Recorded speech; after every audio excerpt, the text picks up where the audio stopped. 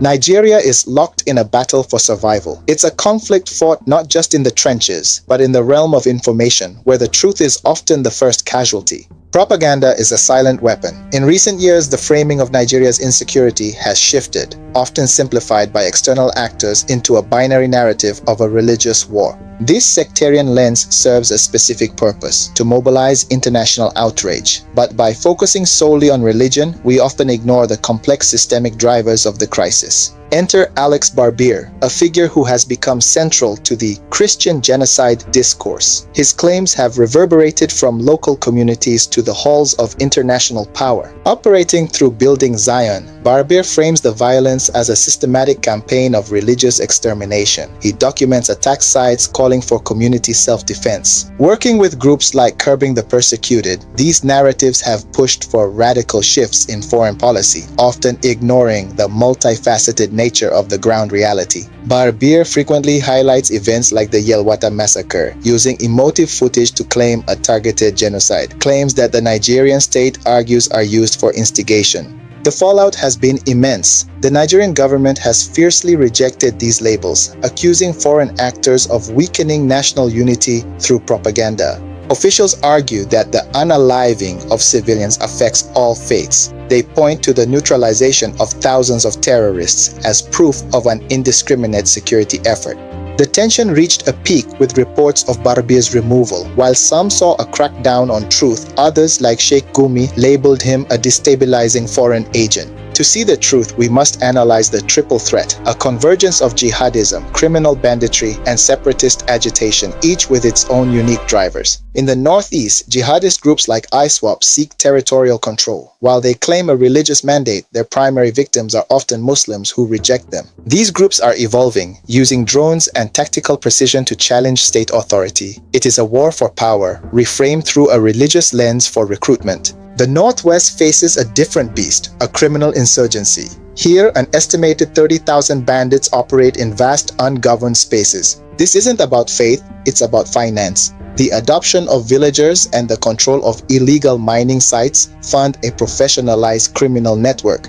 In the Middle Belt, climate change is the true engine of conflict. Desertification pushes pastoralists south, sparking a desperate struggle for land and water.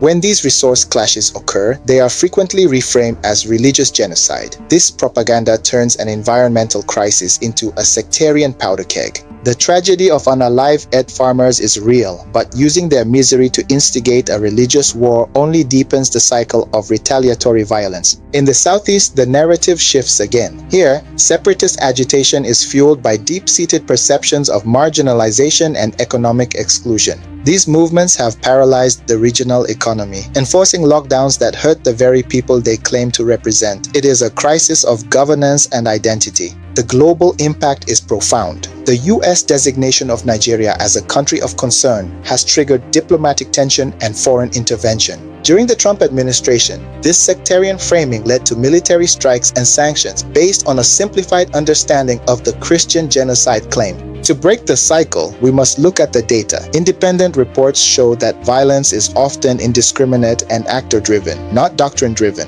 Analysis of years of security data reveals that the vast majority of incidents are driven by economic crime and resource competition, not religious faith. Digital misinformation amplifies these tensions. Fact-checkers have repeatedly debunked images used to instigate religious reprisal and international outrage. The common thread across all regions is the governance gap. Ungoverned spaces allow insurgents to thrive, while economic despair provides a stream of recruits. A worsening cost of living crisis is a primary recruitment tool. When the state fails to provide, the desperate often find refuge in the arms of the insurgency. The real cost is measured in human lives. The unaliving and displacement of millions has created a humanitarian catastrophe that propaganda seeks to leverage for agenda. Millions have been forced from their homes, living in makeshift camps while the narrative war continues to rage over their heads. They are the forgotten victims. Breaking this cycle requires unity. We must reject the simplified religious narratives and address the root causes: poverty, climate, and governance. Lasting peace will only come through systemic solutions. We need to close the ungoverned spaces and provide hope to a generation of Nigerians. The international community must also play its part by engaging in fact-based diplomacy rather than being swayed by emotive and inaccurate propaganda. We see this in action daily.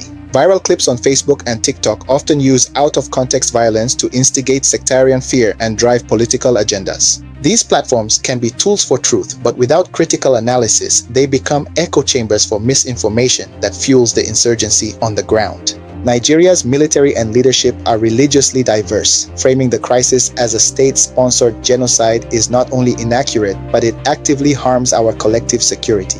Nigeria's triple threat is real, but the religious genocide narrative is a dangerous oversimplification. To save the nation, we must first tell the truth. Independent data from Inter-Society highlights the massive scale of the crisis, underscoring the need for an urgent, non-sectarian response to the violence. Analysis by Hamangal confirms that the majority of security events are driven by factors unrelated to faith, exposing the flaws in the propaganda machine. The Council on Foreign Relations has long documented the multi-front nature of this crisis, providing a vital historical perspective on the current escalation.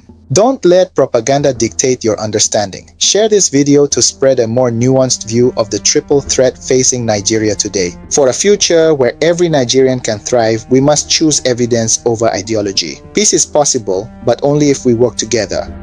Thank you for watching this 8-minute in-depth analysis. Let's continue the conversation in the comments below. Stay informed.